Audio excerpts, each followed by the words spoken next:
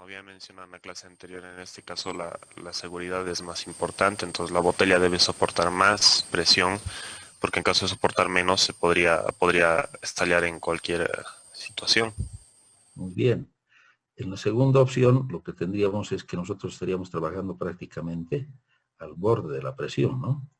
Y eso nos llevaría, no se olviden algo importante, voy a retroceder un poco acá, que si este es el valor promedio, siempre existe variabilidad.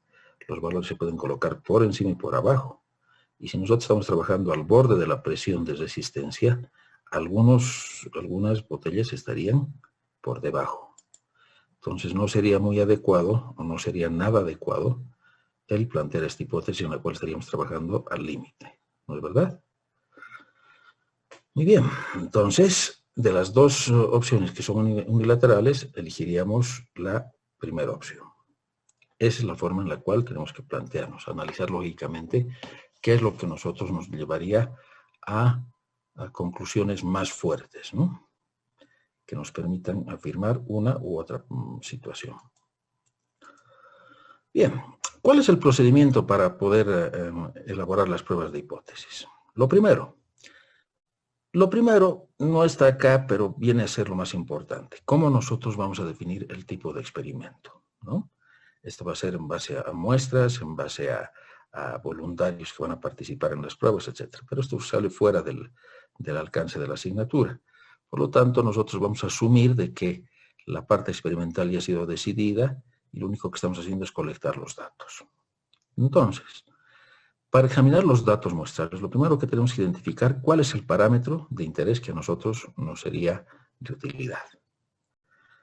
La media, la varianza, la proporción.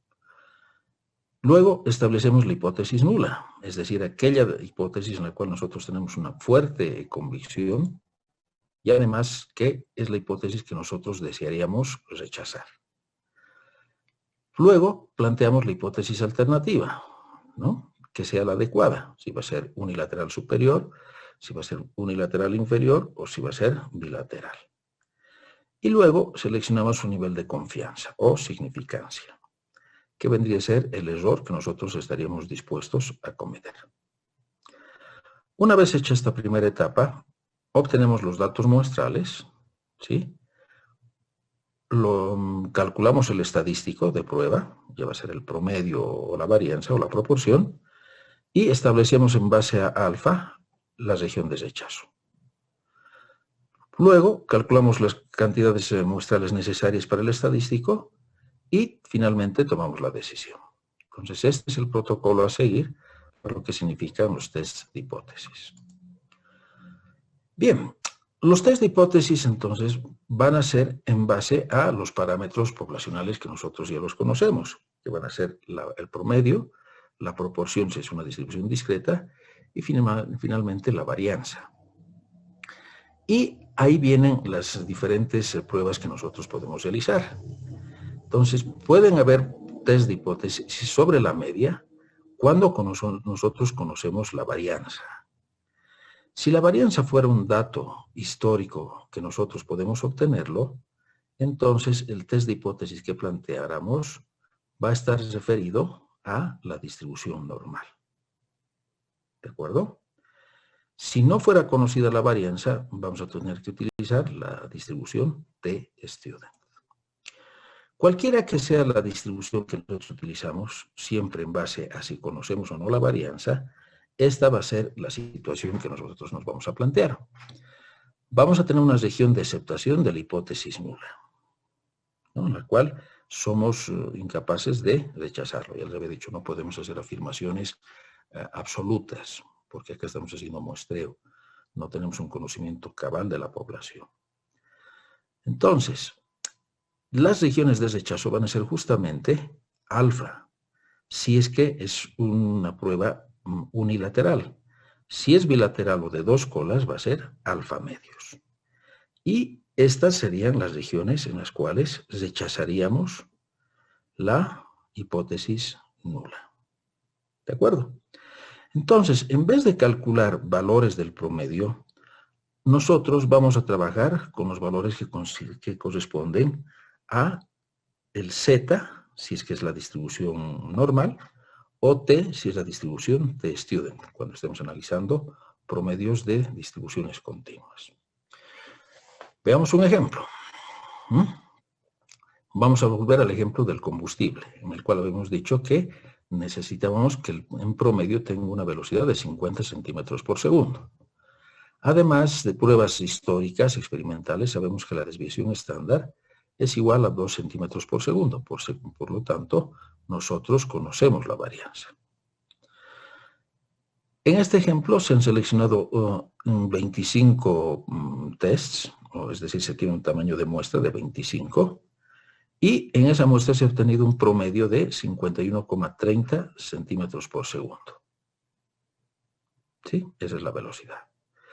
Entonces, nosotros especificamos un nivel de significancia del 0,05, es decir, nosotros estamos dispuestos a cometer un error del 5% de que la hipótesis nula es rechazada.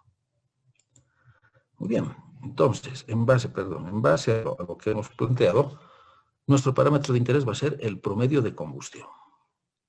Y la hipótesis que planteamos la hipótesis nula es que su velocidad es de 50. Y la alternativa, la hipótesis alternativa va a ser de que no, la velocidad puede ser menor o puede ser mayor, ¿no? Por eso estamos planteando bilateral. Muy bien. Ahora, de tablas, sabemos que para un área de 0,025, el valor de z corresponde a más menos 1,96, ¿no? Fíjense, alfa es 0,05, pero como es bilateral va a ser alfa medios. Entonces, ese es el valor que le correspondería como límite de frontera. Muy bien, ya sabemos entonces los límites entre los cuales sería aceptada la hipótesis nula y las regiones de rechazo. ¿Qué es lo que hacemos a continuación? Pues obtenemos, en base a los datos que nos han dado, cuánto vendría a ser el z muestral. ¿De acuerdo? Y eso es lo que tenemos acá. Z para la muestra va a ser 51,30, que es el promedio que nos ha salido, menos el valor de referencia nominal, 50, dividido entre la desviación estándar sobre la raíz cuadrada del tamaño de muestra. Si recordamos, sigma era igual a 2 y el tamaño de muestra era igual a 25. ¿Qué es lo que obtenemos? Fíjense que z es igual a 3,25. ¿Qué significa ese valor de 3,25? Significa que nos encontramos por encima de 1,96 positivo, ¿no? En algún valor por acá. Entonces, como hemos encontrado que el z calculado es mayor que el z límite, ¿qué concluimos? Que los resultados se encuentran en el área de rechazo. Por lo tanto, rechazamos H sub 0, con un nivel de significancia del 5%. ¿Esto qué significa? Que se concluye que en base a una muestra de 25 mediciones, la rapidez promedio de combustión es mayor o diferente de 50 centímetros por segundo. Y de hecho existe una fuerte evidencia de que esta es mayor. ¿Por qué existe una fuerte evidencia? Porque el valor absoluto que tenemos acá, 3,25, es mucho mayor al límite que nosotros nos habíamos puesto de aceptación de la hipótesis nula. ¿Se ha entendido? Fíjense algo importante. Esto es 51,30. Podríamos de alguna manera decir, está cerca, pero hacer nuestro análisis de hipótesis vemos que no, que está bastante alejado. Entonces, esta es la manera en la cual llegamos a conclusiones para aceptar o rechazar una hipótesis nula. ¿Alguna pregunta? Y para aceptar la hipótesis nula, entonces, z calculado tendría que ser menor que 1,96. menor que 1,96 o mayor que menos 1,96, ¿no? Por ejemplo, menos 1,90. Es mayor, ¿no? Porque esto está yendo hacia valores positivos. ¿De acuerdo? ¿Eso qué significaría? Que nos estaríamos encontrando en esta región de aceptación de la hipótesis nula. ¿De acuerdo? Menor que el positivo y mayor que el negativo. Esto es menos 1,96. Basta que nos salga un menos 1,94 para que digamos que estamos en esta región de aceptación.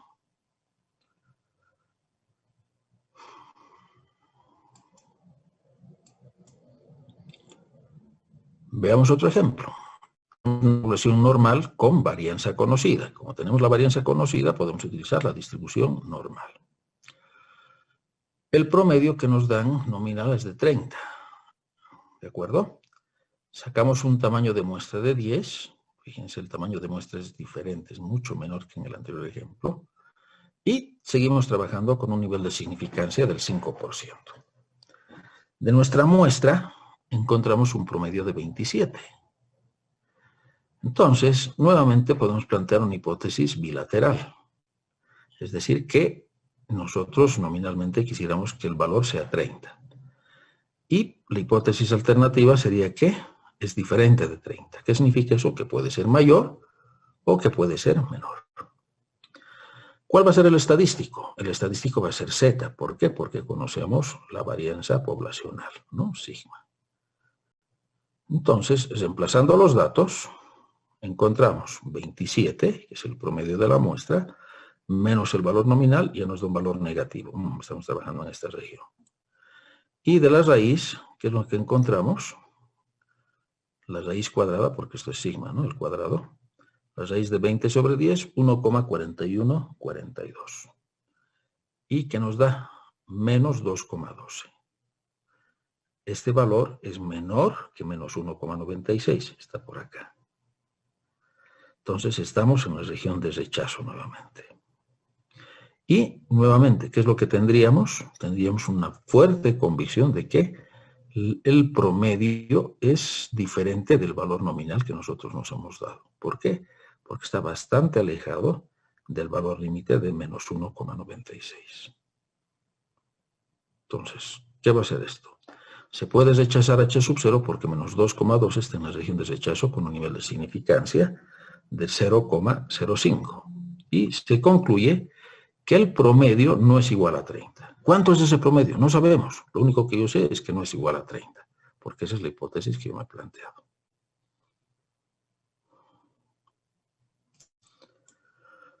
Bien, es por lo cual nosotros podemos establecer regiones de rechazo. Ahora, existe otro método. ¿Por qué? Porque nos dicen, nosotros de una manera arbitraria estamos definiendo un valor de frontera, y ese es el nivel de significancia. Entonces, algunos investigadores nos dicen, eso es muy forzado, porque nosotros nos estamos dándole un valor, y podríamos ir ajustando, ¿no? Alfa podríamos ir recorriéndolo poquito a poco, hasta que se rechace o se acepte. Entonces, lo que nos dicen ellos es lo siguiente, que deberíamos trabajar con un valor P. ¿Y ese valor P qué significa? Es especificar el nivel de significancia alfa más pequeño que conduce al rechazo de la hipótesis nula, ¿no? Entonces, este valor P depende de la muestra tomada. Y en base a esa muestra, nosotros vamos a obtener un estadístico con el cual podamos determinar con qué valor se estaría rechazando la prueba. ¿Qué significa eso, joven? Significa lo siguiente. Nosotros establecemos un valor de alfa, ¿no? Para la región de rechazo de la hipótesis nula. Pero si el valor de P se encuentra bastante alejado de ese valor alfa, nosotros tendríamos una mayor convicción de que estamos haciendo un buen rechazo de la hipótesis nula. ¿De acuerdo? Entonces, ahí tendríamos los dos valores con los que podríamos nosotros rechazar, que prácticamente es lo mismo que hacemos con el valor de Z. Entonces, ¿qué es lo que significa? Fíjense, en el ejemplo de los 30, hemos encontrado que Z es menos 2,12. ¿no? Mucho más alejado. Y el 1,96 correspondía a 0,025. Entonces, ¿qué es lo que tendríamos que hacer? Encontrar a cuánto correspondería el menos 2,12 en probabilidad acumulada. Y fíjense, ahí tendríamos lo siguiente, que z sub 0 sería 3,25. ¿Ya? Por lo tanto, nosotros estaríamos indicando que estamos rechazando la hipótesis nula con un nivel de significancia del 0,0012. En otras palabras, el enfoque de P nos indica con qué nivel de significancia se estaría rechazando una hipótesis nula. ¿Me ha dejado entender? Nosotros antes decíamos 5%. Ahora, con lo que significa el valor de P, calculamos la probabilidad que le corresponde a ese valor de P y en base a ello decimos, este es el valor de alfa en base a la muestra, con la cual nosotros estaríamos rechazando la hipótesis nula. ¿Se ha entendido?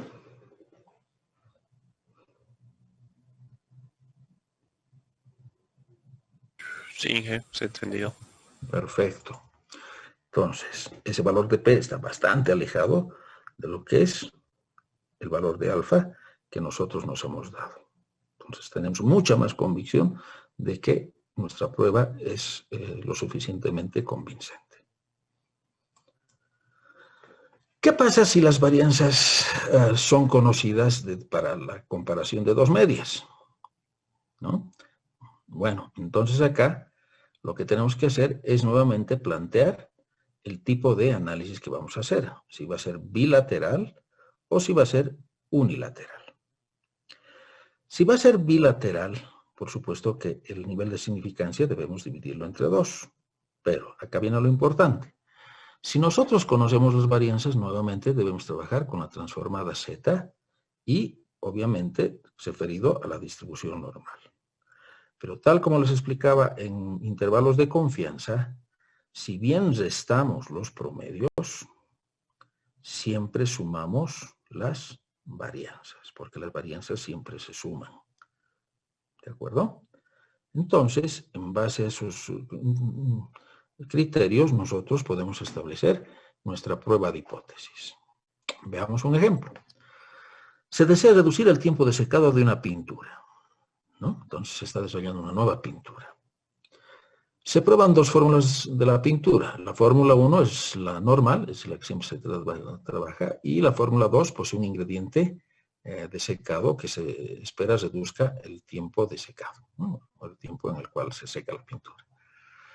Se sabe que el tiempo de secado tiene una desviación estándar de 8 minutos y que esta no se afecta con la adición del nuevo ingrediente.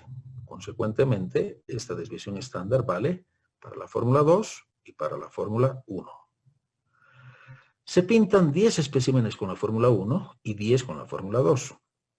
Esto es coincidencia, podrían ser diferentes los valores. Obteniéndose tiempos promedios de secado para la muestra 1, para la pintura 1, de 121 minutos. Y para la muestra 2, de 100,12. Entonces aquí, a priori, nosotros podríamos decir, parece que este aditivo mejora, ¿no? O reduce el tiempo de secado. Pero no es suficiente con hacer ese cálculo de diferencias. Tenemos que validarlo en base a un test de hipótesis.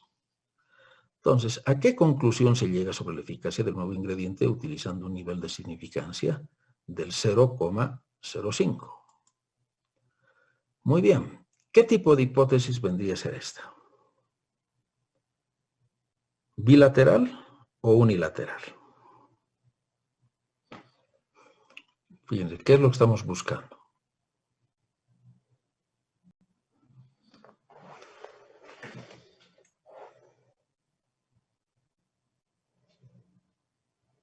Unilateral.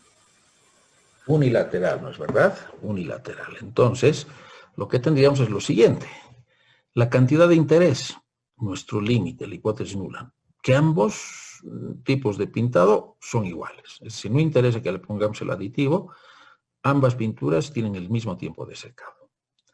Y la hipótesis alternativa nos diría no, el tiempo de secado de la primera pintura es mayor que el de la segunda pintura. Fíjense, esto depende qué es lo que nosotros queremos probar acá. Podría ser al revés, pero también cambiaría el signo, ¿no es verdad? Bueno, es lo mismo, mi sub 2 es igual a mi sub 1. Entonces, se busca evidencia fuerte que indique que el tiempo de secado promedio de la muestra 2 es menor. Por lo tanto, es unilateral. Nuestro nivel de significancia sigue siendo 5%. Ya no podemos dividirlo entre 2 porque es unilateral nuestra prueba, ¿no? Y el estadístico de prueba va a ser obtener el valor de probabilidad, el valor de Z para una probabilidad acumulada de 0,05. Y ese valor es 1.645. ¿Qué es lo que hacemos a continuación? Sustituimos los datos, es decir, sacamos la diferencia. Obviamente la diferencia de los valores nominales va a ser 0, ¿no? Porque estamos planteando de que son iguales. Por lo tanto, en el numerador solamente tendríamos 121 menos 112, dividido entre la suma de las desviaciones estándar, cada una de ellas dividido por el tamaño de muestra. Y obtenemos un Z de 2,52. Ahora, nuestro valor de referencia era 1.645. Como 2,52 es mayor que 1,645, entonces, ¿qué decimos? Que se rechaza H sub 0 con un nivel de significancia del 5%. ¿Sí? Fíjense, acá no estoy haciendo una afirmación absoluta. Lo que estoy haciendo es condicionar. Digo, yo rechazo H sub 0, es decir, no son iguales, pero con un 5% de error. ¿Por qué, jóvenes? Porque acá yo podría decir, como he elegido 0,05, también podría elegir 0,01, es decir, un 1% de significancia. Yo quiero estar 99% seguro de que las pinturas son iguales en su tiempo de secado.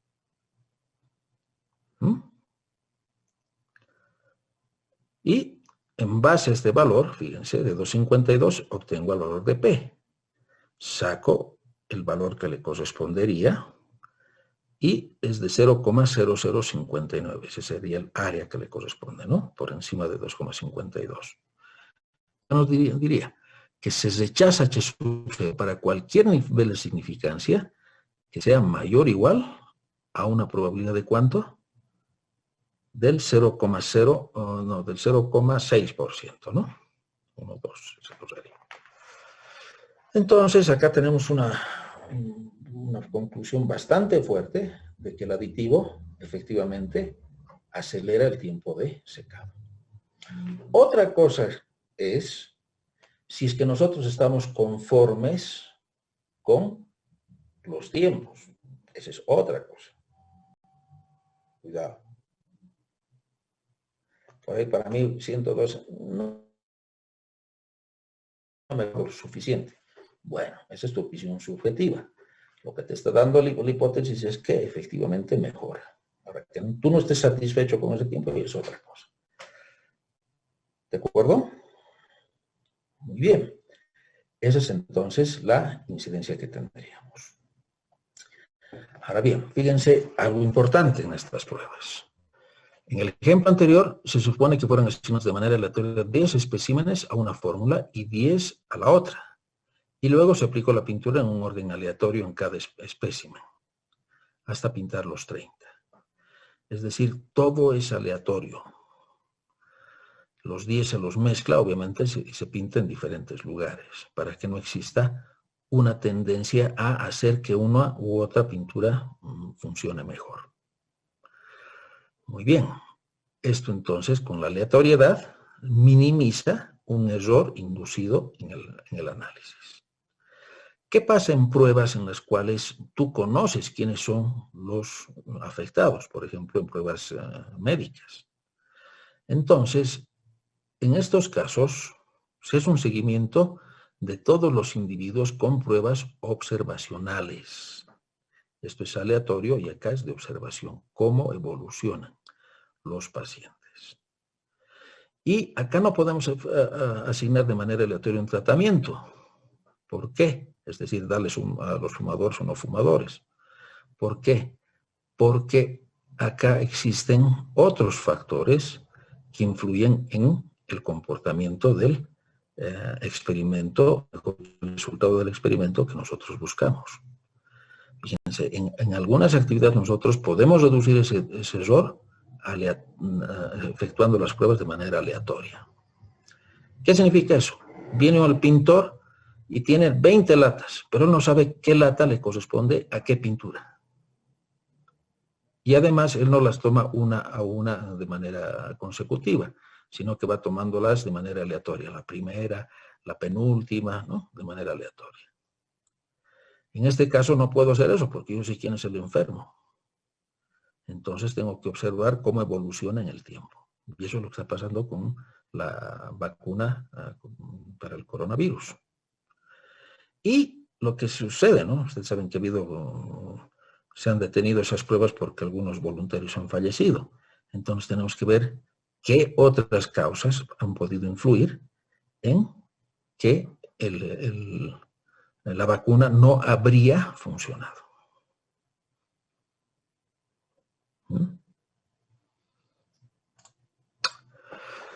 Muy bien, volviendo entonces al cálculo. ¿Qué pasa si la varianza es desconocida? Ya les había dicho, si la varianza es desconocida, nosotros utilizamos la t-student, ¿no? Y esto generalmente va a ser cuando el tamaño de la muestra sea pequeña, es decir, menor de 30. Acá, por ejemplo, tenemos pruebas de resistencia de adhesión de 22 especímenes. 22 es menor que 30. Sugieren los datos que la carga promedio de falla es mayor a 10 megapascal. Supóngase que la carga de falla tiene una distribución normal y utilice un alfa de 0,5. Entonces, acá 0,05, ya porque sería 50%, error de dedo. Desarrolla los 8 pasos del procedimiento general y encuentra un valor de P para la prueba. Entonces, en forma similar a lo que hemos hecho anteriormente, planteamos nuestra hipótesis y obtenemos el valor t-student. Y en base al valor t-student, lo comparamos con el valor de tabla para ver si es que los valores son diferentes, o mejor dicho, si es que el valor calculado de la muestra es menor o mayor al límite de prueba. Entonces, esa es la manera en la cual nosotros tendríamos que realizar la prueba. Ahora bien, fíjense, acá tenemos diferentes tipos de análisis que nosotros podemos realizar. Y todo va a depender si conocemos o desconocemos los valores de las varianzas. Si la varianza es conocida, tenemos que utilizar la distribución normal, ¿no? Si la varianza es desconocida, la distribución t-student. Si las varianzas son conocidas, cuando estamos probando dos muestras, la normal. Si son desconocidas, por supuesto que la t-student. Y también podemos plantear hipótesis para varianzas y para proporciones. Entonces, en términos generales, este sería el cálculo que nosotros deberíamos realizar. Fíjense, esto es con varianza conocida. Ustedes tienen formularios donde se dan las mismas ecuaciones. Si las varianzas son desconocidas, utilizamos el parámetro t. Si las pruebas de medias de distribuciones normales con varianza desconocida, y estamos planteando dos muestras, fíjense, utilizamos t sub 0, pero con una desviación, mejor dicho, con un nivel de confianza ajustado, cuando las varianzas son desconocidas y asumimos que las varianzas son iguales. Y si asumimos que las varianzas son desiguales, calculamos también, pero no las conocemos, calculamos también un valor t-student, pero con un grado de libertad ajustado. Bien, ¿de dónde salen todas estas fórmulas? Estas fórmulas salen justamente del análisis estadístico que se hace en base a estas hipótesis que se plantean, ¿ya? No voy a entrar en el desarrollo matemático, ustedes pueden encontrarlo en cualquier libro estadístico, pero estas son las fórmulas que se aplican. O sea, mi propósito no es enseñarles acá cómo se obtienen las fórmulas. Mi propósito, mi objetivo es enseñarles cómo utilizar las fórmulas. Entonces, en base a ello, nosotros planteamos las hipótesis. Pero fíjense algo importante.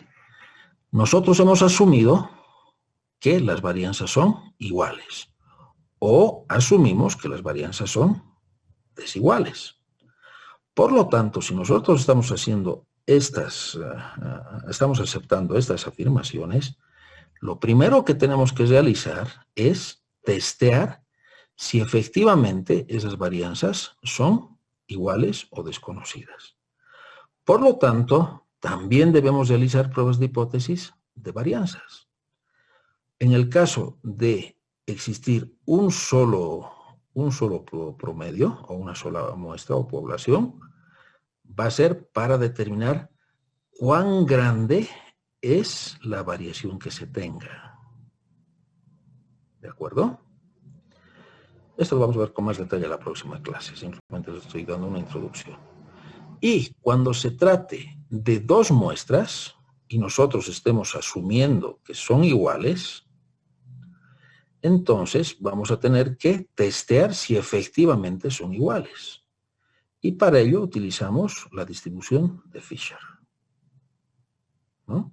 Esta distribución de Fisher entonces nos permitirá a nosotros poder afirmar con cierto grado de confianza de que efectivamente son iguales o que en su defecto son diferentes o una menor o mayor que la otra. Entonces, estas son pruebas adicionales que debemos realizar antes de efectuar el test de hipótesis de promedios. Preguntas que tengan, jóvenes.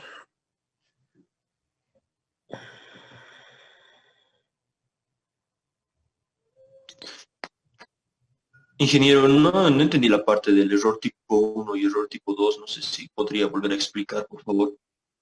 Ya. El error tipo 1, bueno, lo que sucede es lo siguiente. Como nosotros estamos haciendo un análisis probabilístico, podemos cometer errores, ¿no? Y los errores van a ser los siguientes. Me voy a ir al gráfico, ¿ya? Acá. Sucede lo siguiente. Yo saco mi muestra, y mi muestra ha sido obtenida aleatoriamente, todo lo que se quiera, pero si bien la población sigue este sector, por una razón excepcional, yo he tomado todos los valores que son superiores. ¿Es posible que eso suceda? Poco probable, pero es posible. O viceversa. De toda la muestra, caramba, he tomado todos aquellos valores que son los pequeños. Entonces, siempre hay variación, pero eso no significa que todos los valores sean pequeños o sean grandes. Por lo tanto, las afirmaciones que yo pueda llegar a obtener pueden tener error. Es decir, puedo haber testeado un experimento y haber obtenido un resultado que no necesariamente va a ser cierto. Podría estar cometiendo un error. Entonces, van a existir dos tipos de errores. Un error tipo 1, que va a ser aquel en el cual yo rechazo la hipótesis nula cuando esta hipótesis había sido cierta. Y el error tipo 2, que acepto la hipótesis nula cuando esta había sido falsa. ¿Me estoy dejando entender? Entonces son errores que yo puedo cometer justamente porque por alguna circunstancia yo he tomado, se puede presentar, ¿no? Que justo he tomado los valores muy concentrados en una región que me inducen a cometer ese error. Por lo tanto, eso es el error tipo 1 y tipo 2 que yo podría cometer. Justo he tomado los 5 valores en mi muestra de esta región.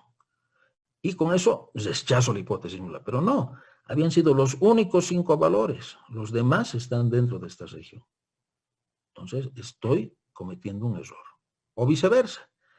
Tomo todos los valores que por razones del destino se encuentran acá, cuando todos los valores, o mejor dicho, la mayoría de los valores se encuentran en esta región. Entonces yo estoy aceptando la hipótesis nula cuando esta es falsa, ¿no? Y a veces pues sucede. No sé, algunos días ustedes han visto que todo les va mal. No es que ustedes sean malos, sino que por alguna razón todo les va mal justo ese día, ¿no? Porque el comportamiento es aleatorio. Algunas cosas te salen bien, otras cosas te salen mal, etc. ¿Respondida a tu pregunta? Sí, ingeniero, gracias. ¿Por qué? ¿Alguna otra consulta que tuviera? ¿Y cómo nos damos cuenta de que estamos cayendo en un error? Eso es bueno. Por eso es que tenemos el nivel de significancia, ¿no? Por eso decimos a un nivel del 95%. Nosotros no sabemos que estamos cometiendo un error, pero nos estamos resguardando en el sentido de que decimos hay un 5% de que la conclusión que yo estoy obteniendo no sea correcta. O con el valor P. ¿Qué es lo que hago con el valor P? Digo, de acuerdo a las pruebas, yo estoy viendo de que apenas tengo un 0,12% de cometer un error. Entonces, mi conclusión es bastante fuerte. Pero ahí venían las afirmaciones que nosotros rechazábamos o expresábamos, ¿no? La primera era que se rechaza la hipótesis nula con un nivel de confianza de tantos o con un valor de P de tantos. Y la otra es, no somos capaces de rechazar la hipótesis nula con un nivel de significancia del tanto. O sea, nunca hacemos una afirmación, esto es mejor, o esto es peor, o esto es igual. Siempre ponemos ahí nuestro respaldo de que en la prueba probabilística o estadística podríamos estar cometiendo un error muy pequeño, pero al fin y al cabo puede darse el error. O sea, no sabemos si estamos cometiendo error. Lo único que podemos hacer es estimar en qué medida nosotros podríamos estar cometiendo ese error. ¿Está bien? Sí, gracias. Perfecto. Muy bien. Entonces, la próxima clase vamos a ver con mayor detalle lo que significan los test de hipótesis de varianzas. ¿Ya? Nos veríamos el día lunes, jóvenes. Les agradezco por su atención. Que tengan un buen fin de semana. Oye, gracias. Adiós. Que les vaya bien.